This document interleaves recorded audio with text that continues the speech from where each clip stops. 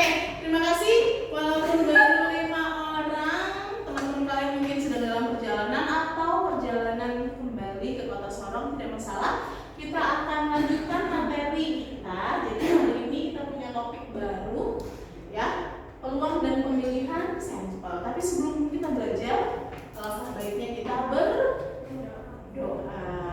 Ada yang hatinya tergerak untuk membuka, mengawali kita dengan doa? Tidak. Baik. Oke. Silakan. Vanessa. Di sini aja. Mari. Sini lah. Mari teman-teman, kita belajar dari keberhasilan dunia. Dan Yesus belajar amin. Amin. Oke, benar kalian juga. Oke. Nah, karena ini masih memasuki awal tahun yang sangat kita harapkan sebagai tahun yang indah, pasti kalian punya resolusi, punya tidak? Apa itu? Apa itu resolusi? Resolusi wish keinginan. Ya, keinginan. Resolusi itu yang penyelesaian. Apa ya? Target, keinginan yang harus kalian capai. Nah, seperti itulah. Oke, kita main permainan kata dulu. Dari kata matematika, M. Misalnya Evelyn. M berarti dia harus menyampaikan salah satu resolusinya dalam kalimat yang diawali dengan huruf M. Contoh, M. Moga-moga saya bisa lulus, ya kalimat, lulus SMP dan bisa masuk ke SMA bla bla bla, seperti itu. A dan seterusnya. Nanti saya tunjuk ya, yang mana yang M A T E atau M A T I. Oke, semuanya tarik nafas dalam-dalam. Matematika M. Kalian?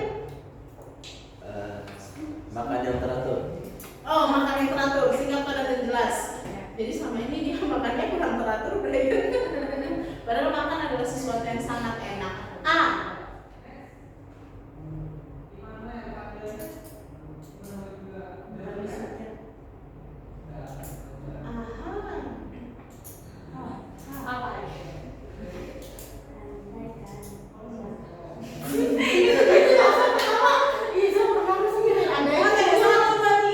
Andaikan aku masuk SMA mau. Andaikan, maka saya akan. Maka saya akan lompat ke dalam lubang. Really? Iya, dalam lubang. Soalnya dekat dalam lubang. Oh, SMA unggul. Iya, Del. Del. Oke. MAT. T.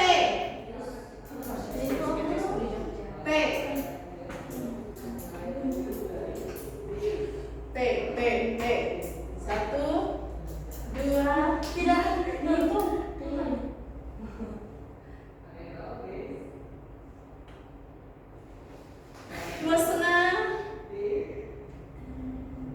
2/3/4,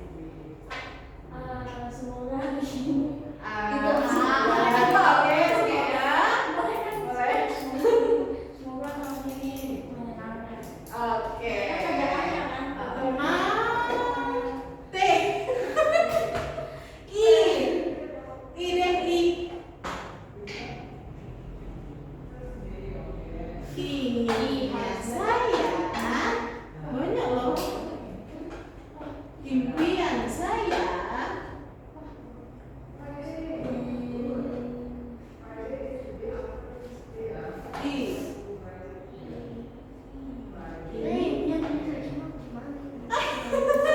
Impian saya menjadi dompetnya doang.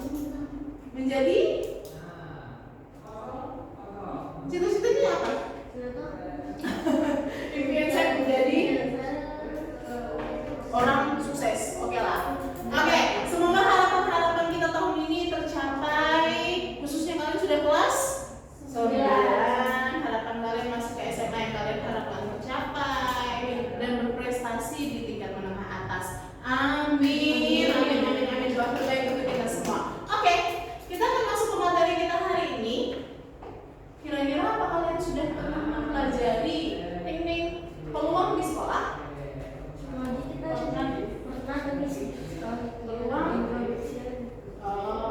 Masih baru sedikit atau sudah pernah tapi cuma disampaikan sedikit?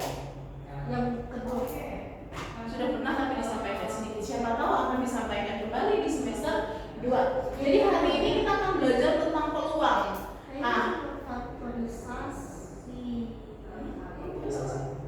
Peluang loh, ini peluang. Jadi peluang ini sangat luas ya Nana ya. Makanya karena peluang ini sangat luas, dipelajarinya di SMP, di SMA, bahkan itu 2 jenjang. Jadi ada kalau tidak salah di kelas 11 dan kelas 12 itu belum belajar tentang peluang. Nah, kalau kita belajar tentang peluang, percayalah kita tidak hanya bisa menyelesaikan masalah peluang hanya dengan memahami konsep peluang. Oh, saya paham nih, peluang adalah perbandingan banyak kejadian yang diharapkan dibagi dengan banyaknya ruang sampel. Itu rumusnya. Percayalah rumusnya itu hanya itu saja. Tetapi penerapan rumus itu hanya 5% dari 100% penyelesaian masalah. Lalu 95%-nya apa? 95%-nya itu ini, logika berpikir kita. Makanya di dalam pembelajaran peluang ini ada yang menyatakan bahwa peluang adalah pelajaran materi matematika yang sangat menyebalkan. Kenapa? Karena di sini tidak hanya kita butuh rumus, tetapi kita perlu berpikir secara ugal-ugalan, ya, supaya kita bisa mengerti, memahami, bahkan menerapkan konsep rumus tadi ke dalam penyelesaian masalah kita. Nah, di dalam peluang itu kayak gini. Jadi peluang itu kalau kalian main undi-undi atau misalnya kira-kira nih langitnya warnanya seperti ini, biru, hitam-hitaman, kelabu, ya suram-suram, tapi agak cerah. Nah, kira-kira dengan kondisi langit seperti ini, berapa peluang akan turun hujan? Walaupun kesini-kesini itu mendung tak berarti hujan ya. Kalau dulu zaman saya masih seusia kalian, waktu itu saya tinggal di Surabaya, ada musim pasti. Jadi kalau misalnya dari bulan bulan Maret sampai Agustus itu biasanya musimnya panas, dan benar itu sangat jarang turun hujan. Lalu mulai dari bulan Ber sampai ke menjelang Maret itu adalah musim hujan. Dan itu benar, itu sangat jarang adanya matahari yang sangat terik, ya. Tetapi kesini ya mungkin karena pemanasan global dan banyak faktor lainnya mengakibatkan bahwa setelah panas yang terik lalu turun hujan. Pernah tidak mengalami begitu? Sering ya. Habis panas ugal-ugalan, malamnya hujan deras. Nah, itulah yang terjadi saat ini. Nah, tetapi kalau kita belajar peluang dalam matematika, ya, kita akan belajar peluang dari suatu kejadian-kejadian yang empirik, kejadian-kejadian yang memang pasti bisa kita tentukan. Jadi bukan hanya prediksi semata. Nah, peluang kejadian ini, teman-teman, jadi peluang saya simbolkan dengan P ini bernilai, jadi kisaran nilai peluang ya. Ini kisaran peluang, nilai peluang itu adalah jadi P 0,1. Ini bacanya gimana? Peluang itu diantara 0 dan 1. Jadi kalau kita menghitung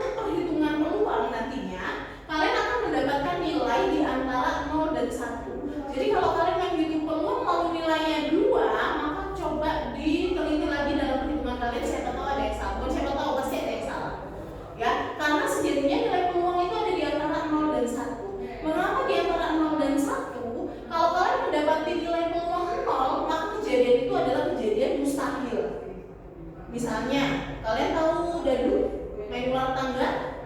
Dadu itu ada mata 1 sampai 6. Lalu ditanyakan begini, tentukan nilai peluang munculnya mata 7 dari pelemparan dadu. Mungkin tidak. Matanya 1 sampai 6, terus yang ditanyakan 7. Nah, itu adalah kejadian yang mustahil. Nah, kejadian yang mustahil itu bernilai peluang 0. Ya. Lalu kalau kejadian mustahil lawannya kejadian apa?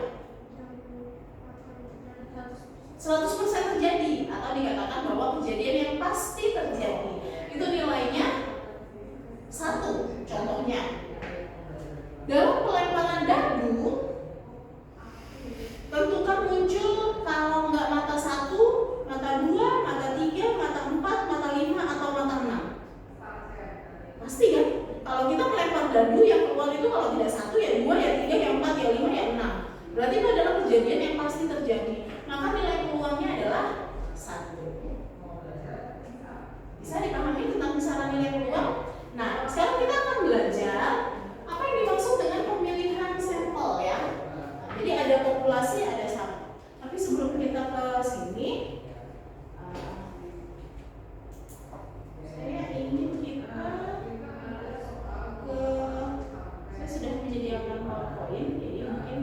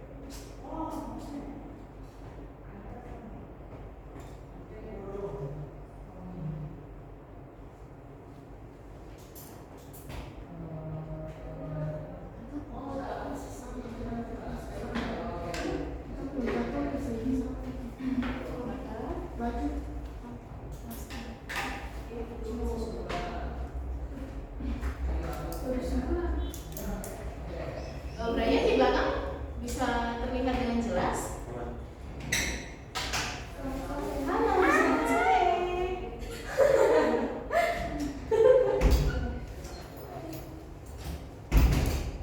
Brian bisa dicek masih berjalan nggak? Sebelumnya masih. Thank you. Oke.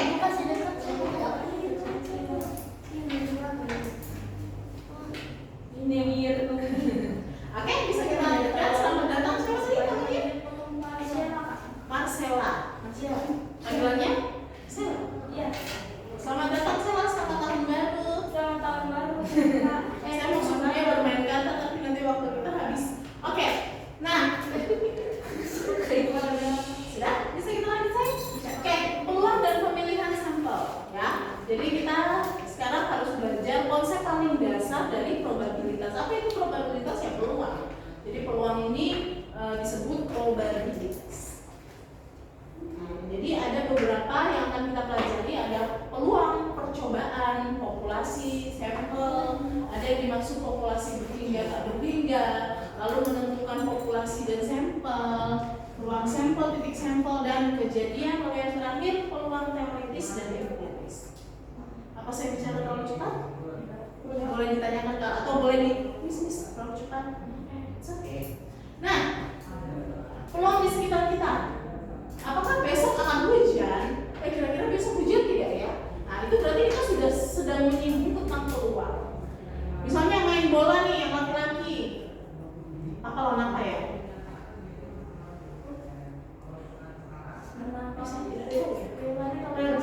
Barcelona, si tim Real Madrid.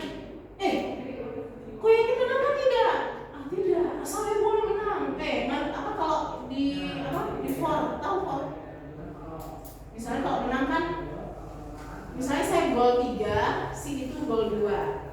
ya kan? Berarti saya menang kan, si B golnya 2. Tapi saya sudah kasih dia, oh saya fokus 1, berarti sudah punya poin 1. Jadi kalau saya 3 tadi dia 2, jadinya imbang, itu di 4 ya.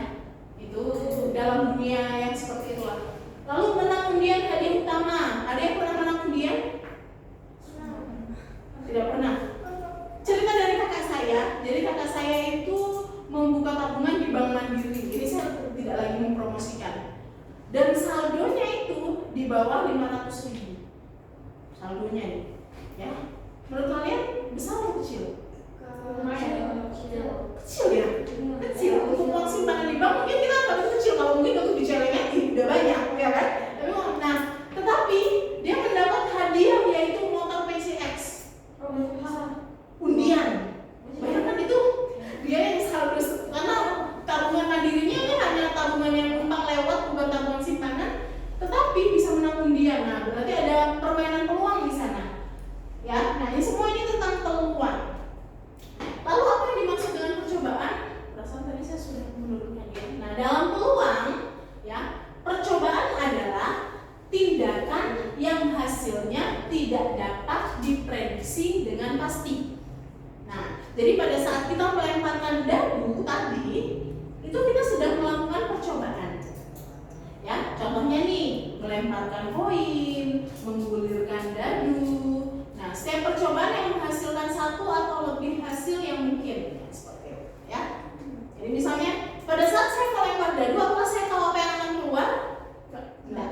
Ya, dalam materi peluang itu namanya percobaan, ya, dicoba-coba. Nah, apa itu populasi? Populasi adalah seluruh objek atau individu yang menjadi fokus penelitian kita. Ya, misalnya nih, misalnya kalian ini akan melakukan percobaan, bukan percobaan ya, melakukan penelitian tentang kandungan timah atau apa namanya, ya, unsur-unsur yang logam lah di dalam air sungai. Ya, kira-kira nih populasinya Air apa? Air di rumah. Air sungai. Apakah semuanya termasuk populasi? Iya.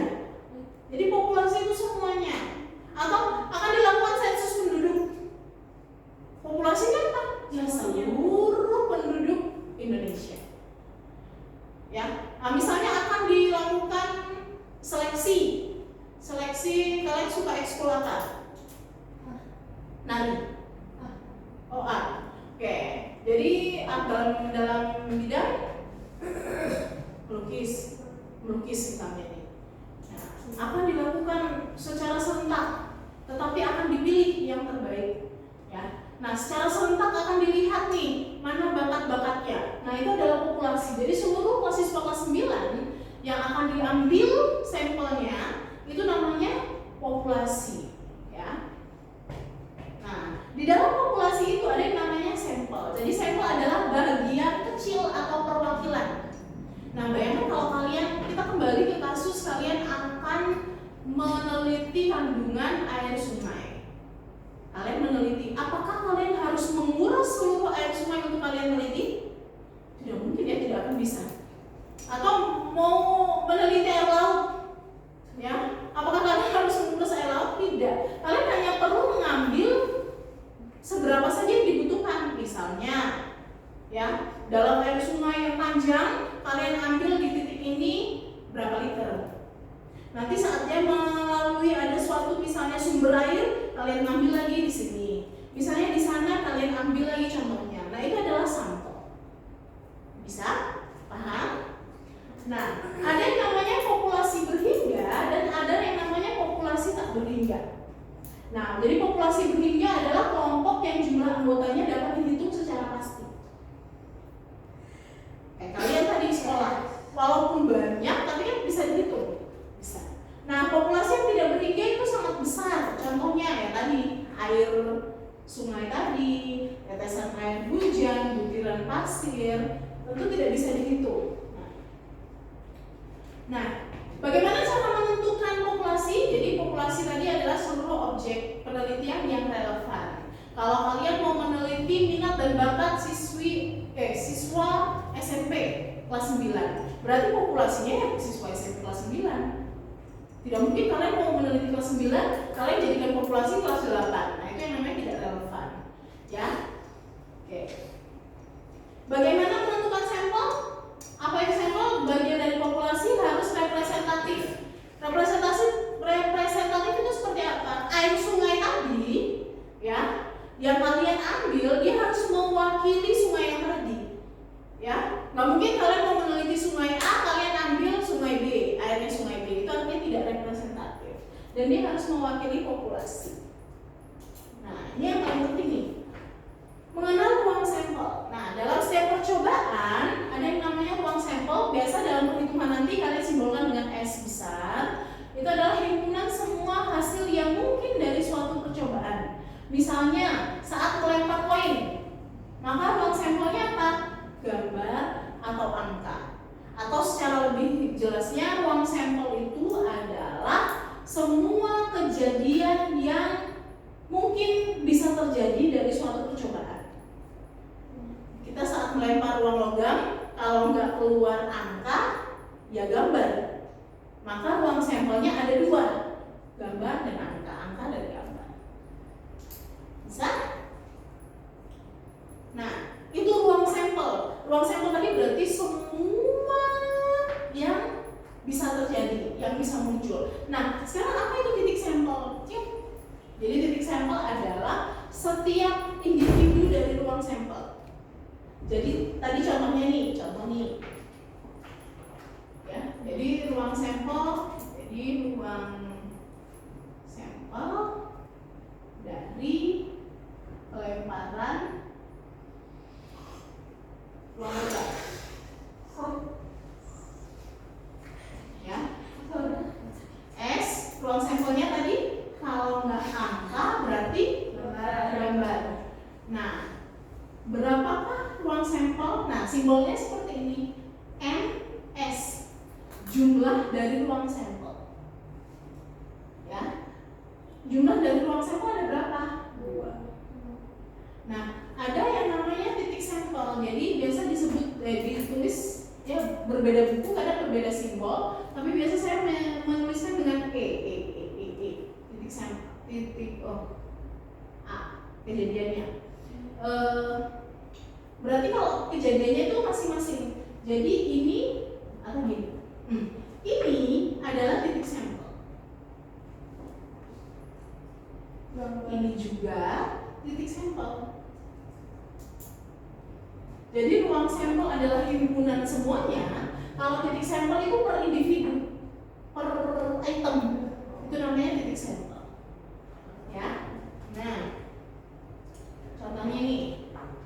Ruang sampel adalah kumpulan semua hasil yang mungkin dari suatu percobaan. Bayangkan kalian melempar dadu, ruang sampelnya adalah 1, 2, 3, 4, 5, 6 benar.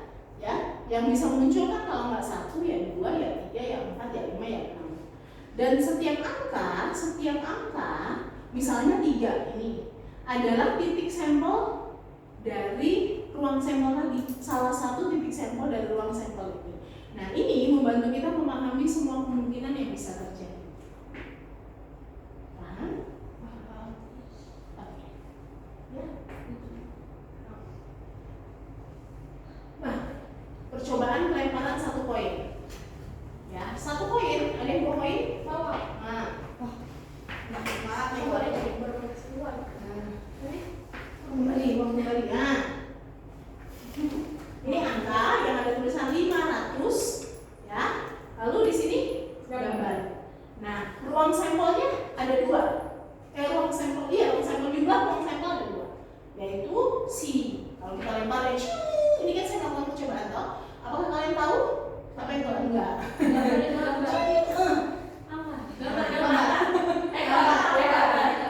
Ini angka. Tapi bisa jadi gambar. Nah, angka gambar. Ya. S-nya angka atau gambar. Tetapi masing-masing si angka atau si gambar sendiri namanya titik sampel. Percobaan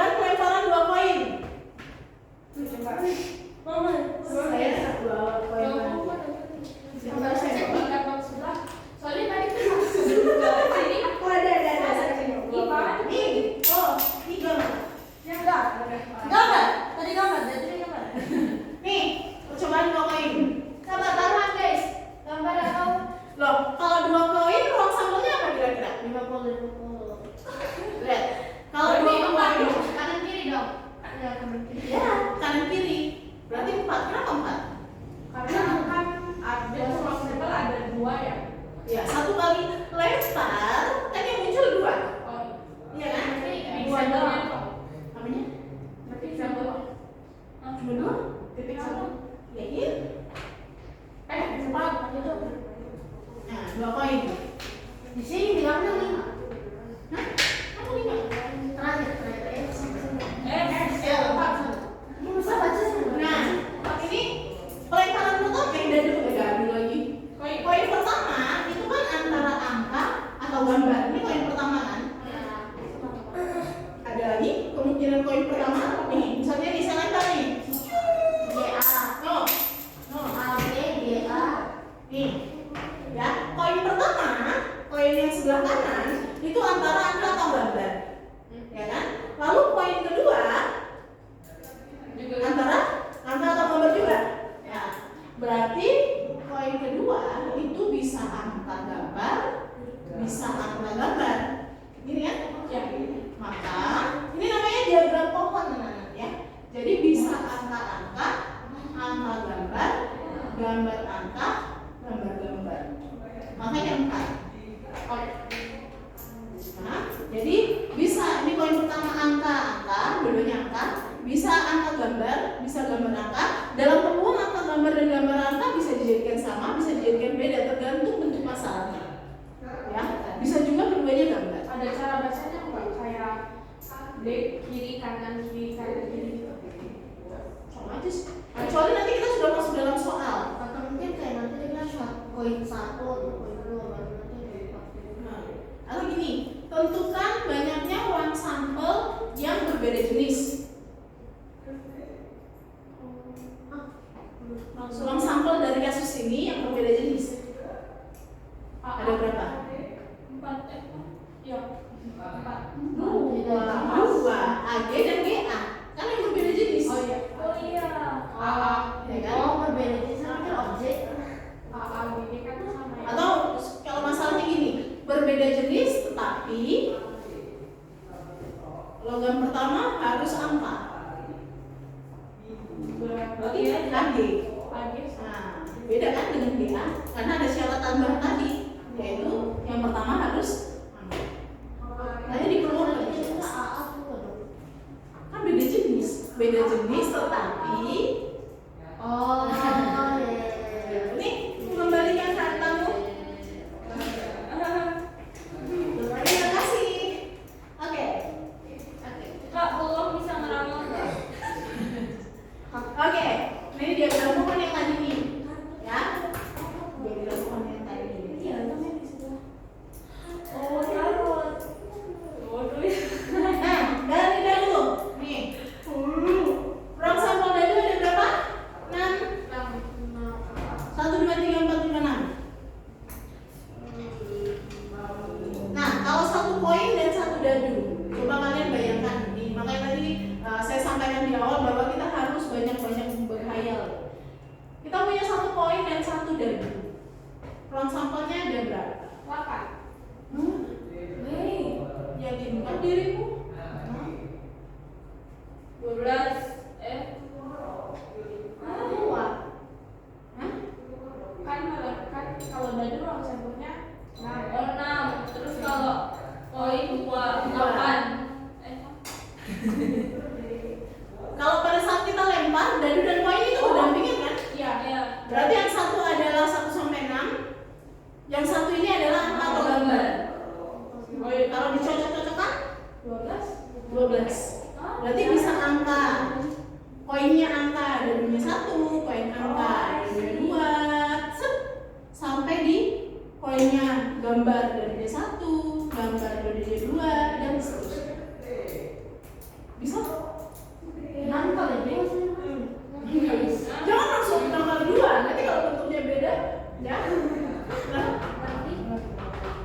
bagaimana? Paham?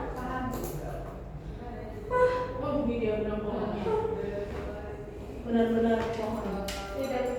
Oh berarti kita bisa bikin diagram pohon berarti kayak Bisa. Kalau kalian bikin diagram pohon, bikin kayak gini aja. Angka, ya. Yang satu objeknya kan dadu, yang satu 1, 2, 3, 4, 5, 6. 1, 2, 3, 4, 5, 6. Maka di sini menghasilkan A1 atau 1A sama aja ya. A2, A3, A4, A5, A6, G1, G2, G3, G4, G5, G6. Oke. Nah, ini pengertian kejadian. Nah, kita mau masuk ke dalam peluang. Jadi di dalam peluang ini ada yang namanya kejadian. Nah, peluang kejadian adalah hasil spesifik, ya, hasil spesifik atau kumpulan hasil yang kita amati dari suatu percobaan. Jadi contohnya, saat melempar dadu, muncul mata dadu genap. Muncul mata dadu genap adalah kejadian, ya, percobaan yang kita harapkan. Kalau percobaan kan ya sudah ya kayak tadi ya. Tapi kejadian itu berarti percobaan yang kita sudah harapkan nih keluarnya apa? Kayak tadi make a wish tadi make a wish. Yang benar-benar kita sudah harapkan itu namanya kejadian. Contohnya, kejadian muncul mata dadu genap pada pelemparan 1 dadu. Muncul mata dadu genap pada pelemparan mata dadu. Ada berapa kejadian yang diharapkan? 3, yaitu 2, 4, 6. Nah, itu adalah kejadian. Bisa? Muncul mata dadu genap dalam pelemparan dadu, 1 dadu. Ya kan? Dadu kan 1 sampai 6 ya tadi. Yang genap 2, 4. Oke. Nah, lanjut.